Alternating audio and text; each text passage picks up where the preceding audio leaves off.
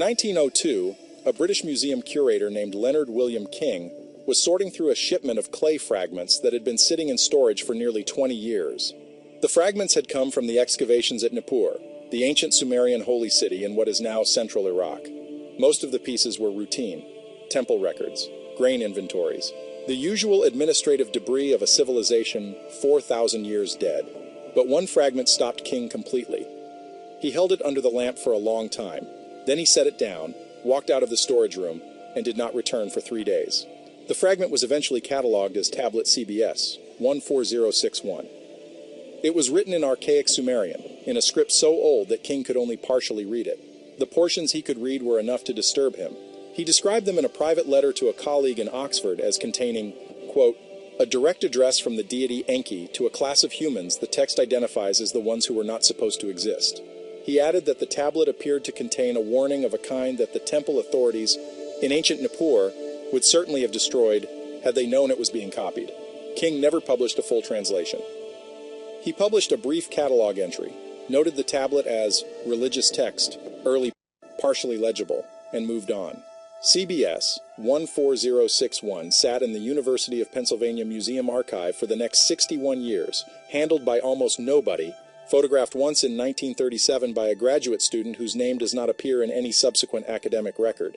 In 1963, a Sumerian linguist named Enke was granted access to the archive for an unrelated research project. He stumbled onto CBS 14061 almost by accident. He spent 4 months working on the cuneiform. He produced a partial translation that he shared with 2 colleagues, both of whom urged him not to publish. He did not publish. His personal notes on the tablet were donated to the archive after his death in 2014, still sealed in the original envelope. Then, in 2022, a team of independent researchers used multispectral imaging technology to finally produce a complete photographic record of the tablet's surface. They spent 14 months on the translation. They published a summary in a small academic journal that went almost completely unnoticed.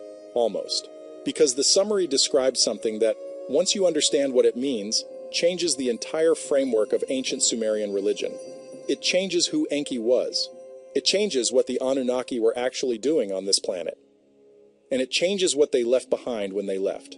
This is the full story of Tablet CBS 14061, the warning Enki gave to humans that nobody, in 4,000 years of recorded history, was supposed to hear. To understand why this tablet matters, you have to understand who Enki was in the Sumerian world. In standard Sumerian theology, Enki was one of the 3 great gods. Anu was the sky god, ruler of the heavens. Enlil was the storm god and the decision-maker of the divine council. And Enki was the god of water, wisdom, magic, and the deep. He lived in a place called the Abzu, a freshwater realm beneath the earth, and he was the craftsman of the gods. But Enki had another role, one that appears consistently across hundreds of texts, and that role was as the protector of humanity. Over and over again, Enki is the god who warns humans about what is coming. When Enlil decides to send the flood to destroy humanity, it is Enki who goes to a man named Ziusudra and tells him to build a boat. When the Divine Council votes to reduce human lifespans, it is Enki who argues against it. Enki was not supposed to be on our side. The Divine Council had rules. Information about the plans of the gods was not supposed to reach humans. The gods maintained their power partly through secrecy, and Enki kept breaking that rule, kept finding loopholes, kept finding ways to deliver information that was classified. CBS 14061, according to the 2022 translation team, is one of those deliveries, and it is the most explicit one ever found. The tablet is written in a form of cuneiform. The translation team identifies as Transitional Archaic Sumerian, placing it somewhere between 3,200 and 2,800 BC, which means it is not a copy of an older text. It appears to be either an original composition from that period or a direct transcription of something spoken. The scribe who made it used a specific notation system in the margins that scholars have seen in only 2 other tablets from the entire Sumerian record. That notation system, when decoded, means this was not written for the temple archive. It was written for someone specific, someone outside the priestly class. The scribe was writing something down for people who were not supposed to have access to written language at all. And before we go further, I need to pause for a second, because what I'm about to tell you gets significantly darker. And I realized a while ago that some of this cannot be fully explained in a video format. The complete translation of CBS 14061, the decoded passages, the names the tablet uses for things we now call by different names, and the specific sequence of events Enke describes. I put it all into a written document. It is linked below, and the QR code is on your screen. Now, let's continue. The first passage on the tablet is a preamble. And even the preamble is unusual, because it does not begin with the standard invocation formula that virtually every other Sumerian religious text opens with. Most Sumerian tablets begin with a praise of the deity. CBS 1406, one skips all of that. The first line, in the 2022 translation, reads simply, "What I tell you now is not permitted. Know this before you read further." No other Sumerian text opens this way. The convention of invoking and praising the deity before addressing the audience was so universal that deviating from it would have been essentially unthinkable for any temple scribe. The fact that CBS 14061 opens with this line tells the translation team one thing immediately. Whoever composed this text was not a temple scribe, and whoever composed it was very aware that what was being put into clay was prohibited. The second passage identifies the speaker. "I am the one who made you. I am the one who argued for your survival when the others called for your end. I am the one who hid the truth of your nature from the council, because if they had known what you were becoming, they would have unmade you before you could become it." That phrase, "what you were becoming," is the first encrypted passage in the text. The cuneiform used for becoming is a compound word that does not appear in any standard Sumerian glossary. The translation team spent 3 months on this single word before arriving at their best interpretation. It combines the root for "to grow" with a suffix that, in ceremonial contexts, refers to spiritual ascension. The full meaning is something like becoming more than your designed function. The Anunnaki designed humans for a specific purpose. They had a function in mind, and at some point, humans started exceeding it, and the council noticed. The third passage is where Enke begins to explain what the council was. Not who they were, what they were. CBS 14061 describes the council not as a group of individuals, but as a system, a decision-making structure. And it describes that system with language the translation team considers deeply technical. The word used for the council's decision-making process translates most accurately as the optimization of outcomes across multiple cycles. Multiple cycles. Not one civilization, not one version of humanity. Multiple iterations spread across a vast span of time. The Anunnaki were not managing humans. They were running an experiment across multiple cycles of human civilization. The fourth passage is the one that Leonard William King sat with for 3 days in 1902. It reads, "Before you, there were others. You do not remember them because they were not meant to be remembered. The council erased what they built. They erased the record. They erased the people. They erased even the stones where possible. They did this because each time, the cycle reached a point the council had not accounted for. Each time, the ones they built began to see past the veil. And each time, the council decided it was easier to begin again than to answer what was being seen." The translation team spent considerable time on the phrase, "see past the veil." The Sumerian compound used here refers to the ability to perceive the underlying structure of reality, the forces and patterns beneath the surface of the physical world. What the tablets are describing, in the language of 4,000 years ago, appears to be a cognitive threshold, a point at which human awareness becomes capable of perceiving something it was not designed to perceive. And when humans in previous cycles reached that threshold, the Anunnaki erased them and started over. We are, according to CBS, 14061, not the first version of humanity. We are the most recent iteration of an experiment that has been running and resetting across an enormous span of time. The council has done this before, multiple times. And the reason Enke is delivering this warning is that, in his assessment, we are approaching the threshold again. And he does not want the council to do to us what they did to the ones before. The fifth passage is where the tablet turns from history to mechanics. Enke begins explaining the veil itself, what it is made of, how it works, why the council put it there in the first place. The core concept is clear. The veil, according to Enke, is not a physical thing. It is a limitation built into human consciousness at the design stage, a ceiling on awareness. The Anunnaki, when they modified the existing hominid to create humanity, deliberately limited the range of what human minds could perceive, not because they wanted us to be stupid, but because a mind that could see past the veil would eventually start asking questions that the council was not prepared to answer. Specifically, it would start asking whether the power the Anunnaki wielded over humanity was legitimate or simply the result of being here first. These were questions the council found threatening.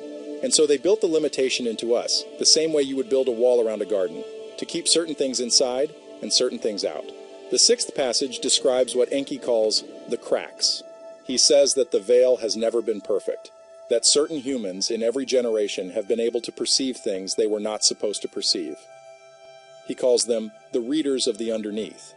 And he says the council has maintained a specific protocol for dealing with them throughout all the cycles. The readers are not erased individually.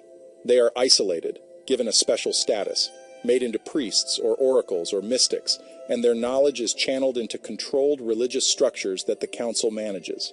The mystical experience is acknowledged, even celebrated, but it is directed away from the dangerous questions and toward the worship of the council itself. The readers of the underneath become the most devoted servants of the system built to contain what they could see. The seventh passage is the one that defines what is actually on the other side of the veil. The translation team offers 3 different interpretations, acknowledging that they cannot be certain which is most accurate. The first interpretation is cosmological. The veil hides the true nature of time and the cyclical structure of history. What humans experience as linear progress is actually a series of managed loops, each one nudged toward outcomes the council has predetermined. The readers of the underneath are people who can feel the loop, who sense the repetition, who have a persistent feeling that this has all happened before, in some form they cannot quite name but cannot quite dismiss either. The second interpretation is ontological. The veil hides the fact that individual human consciousness does not originate in the brain. It exists in a field the Sumerians called the skywater, a non-physical medium of information storage. The brain receives consciousness from this field and interfaces with it, but does not generate it. If humans could perceive this directly, they would understand that death is not what the council has told them it is, and that understanding would eliminate one of the primary mechanisms of control. The third interpretation is the one the translation team is least comfortable with, but feels most compelled to note. The veil hides the existence of entities the council calls the Old Ones, beings that predate the Anunnaki entirely, and that the Anunnaki themselves are afraid of. Before we move on to the next passage, stop for a second. What you just heard about the seventh passage is the part that changes everything, but it only makes sense when you see it written out next to the original Sumerian notation, the specific terminology, the way the 3 interpretations map onto other recovered tablets from the same period. It is all in the document linked below. Take 5 seconds right now, grab it, and then come back, because what comes next builds directly on it. The link is in the description. QR code is on your screen. The 8th passage is where Enke shifts from describing the situation to issuing the warning itself. The council, Enke says, has made a determination. The current cycle is approaching a familiar threshold. The number of humans capable of perceiving past the veil has been increasing at a rate the council did not anticipate, and the council has a protocol for this. When the count reaches a specific level, the council initiates what Enke calls the reduction. The reduction is not described in detail, but it is described as having been used 4 times before. 4 times. When the readers of the underneath became numerous enough to pose a systemic risk, the council intervened. And after each intervention, the count reset. The 9th passage is the most specific section of the entire tablet. Enke lists 7 observable conditions that indicate the council's threshold is being approached. The first condition is that the thinking tools of humanity will begin to develop in ways the council cannot directly monitor, instruments that hold memory without flesh. The translation team notes this is a reasonable description of computing technology. The second condition is that humans will begin communicating across distances without the mediation of physical messengers. Instantaneous global communication. The third condition is that the number of humans who remember dreams upon waking will increase significantly above the historical baseline.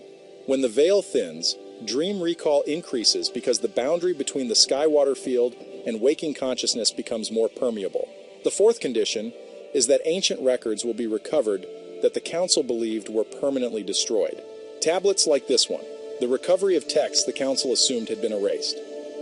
The fifth condition is that humans will develop the means to destroy themselves at a scale that would accomplish the council's reduction without requiring direct intervention. The council prefers not to intervene directly when indirect means are available. The sixth condition is that certain geographical locations will be rediscovered and excavated, locations the tablet describes using star positions and river junctions. The translation team identifies these as sites in modern Iraq, Egypt, and a third location beneath the current Mediterranean seabed. The seventh condition is the most chilling. Enke says that when the other 6 conditions are all active simultaneously, the seventh will spontaneously manifest. A significant number of humans will begin to remember. Not dream, not intuit, remember. Detailed, coherent memories of things that happened before their birth, of places they have never physically been, of knowledge they were never taught. Enke describes this as the most dangerous condition of all. Once that process begins at scale, it cannot be stopped by conventional council methods. The 10th passage is Enke's disclosure of a debate within the council. Some members believe that when the 7th condition manifests, the only response is the reduction. Others, including Enke, believe the 7th condition changes the calculus entirely. Because if humans are genuinely beginning to access the sky-water field in their waking lives, then the veil is not just thinning, it is failing. And a reduction will not restore it.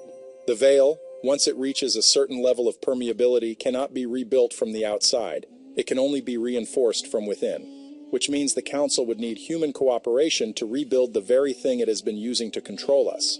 This is the real reason Enke is issuing the warning. If the council initiates a reduction now, they will succeed in reducing the human population, but they will not close the veil. A reduced population with a fully permeable veil is, from the council's perspective, far worse than a larger population with a partially intact one.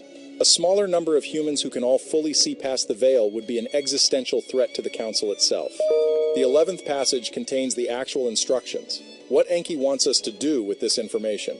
And this is where the tablet becomes genuinely unlike any other ancient religious text, because the instructions are not ritual, they are not ceremonial, they do not involve prayer or sacrifice or worship of any kind. They are cognitive. Enke is telling us how to think. He says the only thing that protects a human from both the council's reduction and from the disorientation of the veil failing is what he calls knowing the shape of the trap while standing inside it. He is describing meta-awareness, the ability to look at your own experience of reality and understand that it has been designed. Not to abandon that experience, not to reject physical life, but to hold both things simultaneously, to live in the world the council built while knowing that it was built. He says this is the one thing the council cannot account for. They can manage humans who are entirely asleep to the veil. They can manage humans who are entirely consumed by the experience of seeing through it. What they cannot manage is humans who see through it and stay functional, who understand the architecture of their own consciousness and continue to operate in the world without being either enslaved by it or destroyed by it. Enke calls these humans the third kind. And he says that in every previous cycle, there were never enough of them. The 12th and final passage contains a specific numerical reference that produces a date range the translation team found uncomfortable to publish.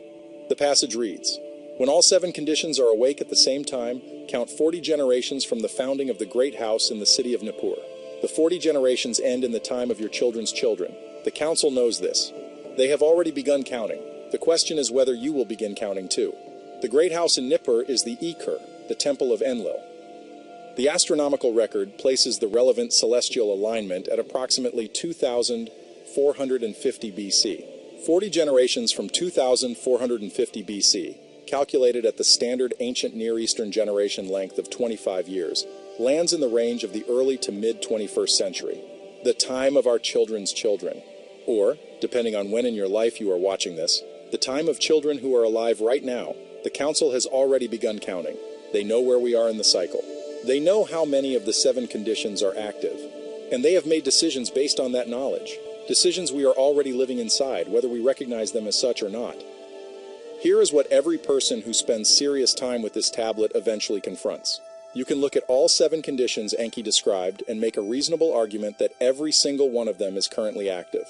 The thinking tools that hold memory without flesh, the instantaneous global communication, the documented increase in dream recall across surveyed populations, the massive recovery of ancient records through archaeology and decipherment, the existence of weapons capable of eliminating most of human life without requiring supernatural intervention, the ongoing excavation of sites in Iraq, Egypt, and the Mediterranean that keep producing artifacts nobody can fully explain. And the 7th condition, the remembering, which anyone in communities focused on consciousness research or past life recall will tell you has been accelerating in ways that do not fit any conventional neurological explanation. All 7 conditions, active simultaneously, right now, in the window Enke's 40 generation count produces. This is either the most elaborate coincidence in the history of human record keeping, or the person who composed this tablet 4,000 years ago knew something about the shape of the future that we are only now in a position to verify. There is one more element of CBS 14061 that has not been widely discussed. the physical condition of the tablet itself, specifically where it was found. The field log for the Nippur excavation still exists, and the entry for CBS 14061 is unusual. Most tablets found at Nippur were recovered from levels 3 to 4 meters below the surface. CBS 14061 was found at a depth of 7.8 meters, a depth corresponding to an occupation layer that predates the standard Sumerian city building period. The tablet was not where it should have been. It was found in a layer that, when properly dated, suggests it was deliberately buried below the foundation level of the temple built above it. Someone buried this tablet under a temple, under the temple of Enlil, the head of the council that Enke was warning us about. Enke hid his warning directly beneath the house of the being he was warning us against, and for 4,000 years, it worked. Leonard William King found it and put it in a drawer. Enke Sjoberg translated it and sealed the notes. The archive held it while the world changed in every direction outside the storage room door, and now it has been read, fully translated, the 7 conditions checked against observable reality and found to match. The 40 generation count run against the astronomical record and found to land exactly where we are standing. The warning has been delivered, 4,800 years late, by Enke's own calculation. But delivered? The question CBS 14061 ends with is not a theological one. It is not asking you to believe in gods or Anunnaki or any particular framework about human origins. Enke said the council cannot account for the third kind, the humans who see the shape of the trap and stay functional inside it. He said that in every previous cycle there were never enough of them. He wrote this down because he thought the number might be different this time. Not a revolution, not a confrontation. Just enough people knowing the shape of the trap, just enough of the third kind. The margin, in Enke's assessment, did not need to be large. It only needed to be larger than it had ever been before. CBS 14061 is currently held in the University of Pennsylvania Museum of Archaeology and Anthropology. It is listed in the public catalog. It is not on display. The 2022 translation summary is available in a small academic journal that has never been formally indexed in the major research databases. The translation team has not published a follow-up. 2 of the original members stopped responding to correspondence about the project within months of the summary's release, and have not commented publicly since. Enke buried his warning under the house of the enemy, and waited 4,000 years for someone to dig it up. Someone finally did. You are hearing it now, and the only thing the 12th passage asks of you is to count, to understand that the council is counting, and to decide whether you are one of the third kind or not. The 7 conditions are all awake, the 40 generations are ending. And somewhere beneath the ruins of a city buried under Iraqi soil for 2.5 millennia, a god who was not supposed to be on our side took a risk that the entire divine structure he lived within had made explicitly illegal, and put a warning into clay, and hid it where only the right kind of digging would find it. The digging has been done. The warning has been found. What you do with it now, that is the part that was never written down. Because Enke could not write that part was always going to be ours.